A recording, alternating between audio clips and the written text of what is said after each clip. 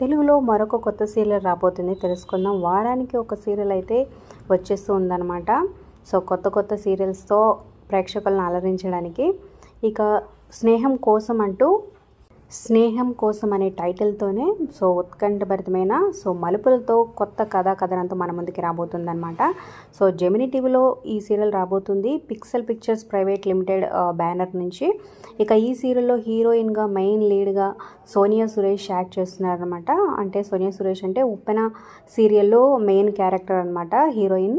So రీసెంట్గానే ఉప్పెన serial కూడా end అయిపోయింది. సో ఆ సీరియల్ తర్వాత మళ్ళీ ఈ సీరియల్ ద్వారా సోనియా సురేష్ మన ముందుకైతే రాబోతున్నారనమాట.